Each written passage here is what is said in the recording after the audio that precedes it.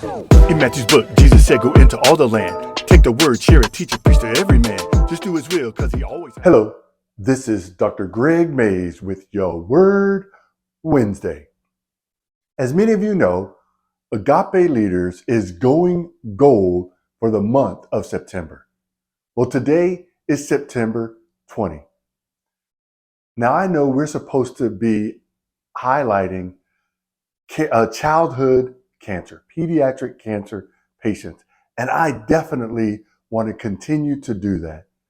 But I would be remiss if I did not take this opportunity on this day, which would have been my mom's 86th birthday, if I don't take this opportunity to be reminded of her and be reminded of this reality. Why or how did my mom die? Complications of small cell carcinoma cancer.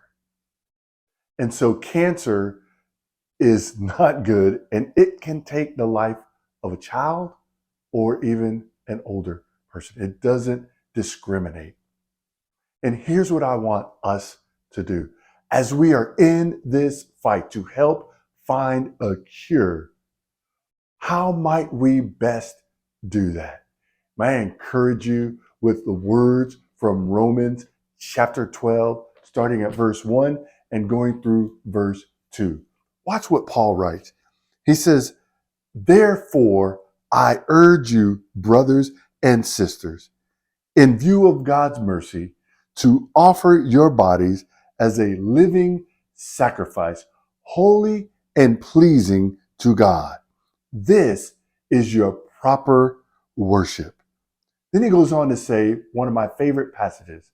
He says, do not conform to the pattern of this world, but be transformed by the renewing of your mind. Then you will be able to test and approve what God's will is, his good, pleasing, and perfect will. It can be difficult to think about God's good, pleasing, and perfect will when a loved one is fighting this terrible disease. But the reality is, God has called us to give our lives as an act of worship towards him. This is how we show God that we love him and we are putting him above all else. Can we, in the midst of one of the worst times of our life, as we're watching our loved one experience what we wouldn't wish on our worst enemy, will we still trust God? Most people will not. Many people fall away in difficult times like this. They blame God. They want to say, well, what kind of loving God would allow this to happen? But here's the thing I want us to get. I want us to go back in there. I want us to really understand these words. When Paul writes, I urge you, brothers and sisters, in view of God's mercy, to offer your bodies as a living sacrifice, we have to remember that Paul himself has been flawed. We have to remember that Paul himself has been shipwrecked. He's been stoned. We have to remember that Paul himself endured much. And yet he implores us, he urges us to offer our bodies as a living sacrifice. Why?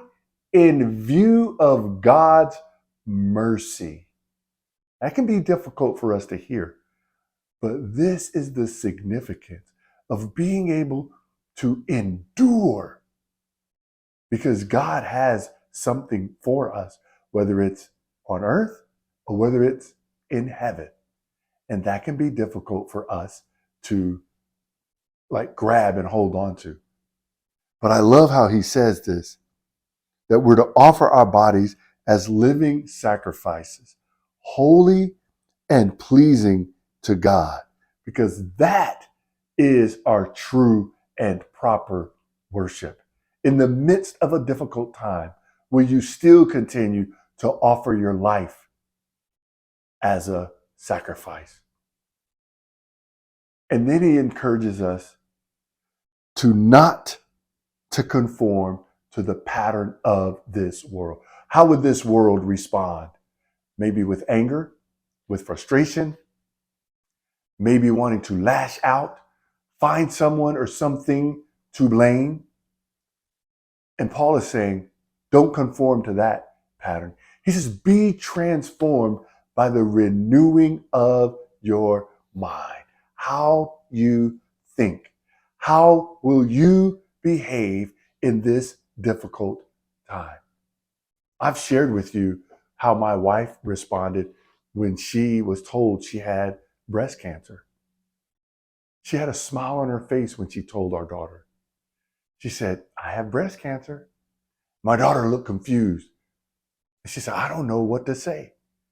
But it was my wife's attitude that helped me, and it helped my daughter. It helped us to be there for her because we didn't have to walk around on pins and needles not wanting to say something that would upset her. Because she said, we're in this. We're going to do this. And so I want to urge you. I want to encourage you. That's probably a better word. If you're going through this terrible disease, whether you are the person with it or you are the caregiver, may I encourage you to trust God even when it doesn't seem like you should. Trust him. He's going to walk you through this. We don't know exactly what that's going to look like.